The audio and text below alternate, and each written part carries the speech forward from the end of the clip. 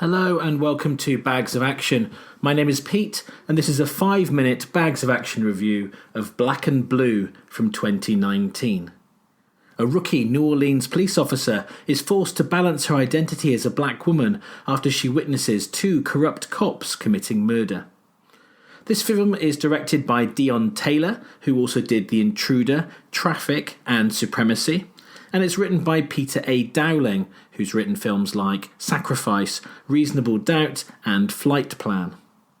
So who's in this? Who's in Black and Blue? It stars Naomie Harris, you may know from Rampage, Spectre and Southpaw, Tyrese Gibson from the Transformers and Fast and the Furious franchises, Frank Grillo from Point Blank, Wheelman, Captain America and the Winter Soldier and other Marvel movies, and of course Homeland, Mike Colter, Luke Cage in TV show Cage, who's also been in Extinction, Zero Dark 30 and Men in Black 3, Reed Scott from Venom and Late Night, and Bo Knapp from Brothers in Arms and also the remake of Death Wish. So Black and Blue comes at a time when there are riots in the US, Black Lives Matter movement is growing since the death of George Floyd, so this film comes at an interesting time. The setting of New Orleans, a city rebuilding itself after a hurricane, also adds something as it shows the injustice of a two-tiered society well. The first 20 minutes or so of this film are unbelievably tense, and it reminded me of watching something like, say, Breaking Bad, where you're constantly on the edge of your seat expecting the worst for the main characters.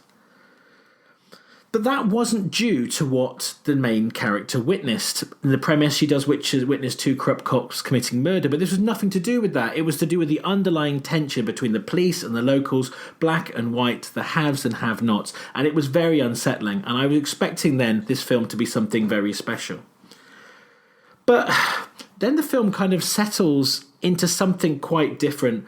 The racial tension and sense of injustice at the start of the movie move from being the driving part of the story to just being subtext when a much more straightforward and predictable action thriller takes over.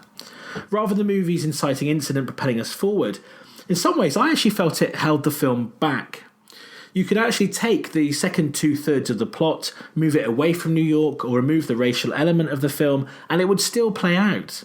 And that felt like a cop-out when the film's title suggested something more nuanced. Naomie Harris is great in the main role, and she has some really good action moments as she's chased around. Tyrese Gibson is also really good in what is a beautifully understated performance from him. Frank Grillo does his usual thing and is going through the motions a bit, so that he offers no real surprises. And Mike Colter's kind of gangster character is much larger than life, but it does work in the context. So, I don't know, I would say you'll be able to predict every move in this movie after the opening 20 minutes, and some scenes really reminded me of the other films I'd seen.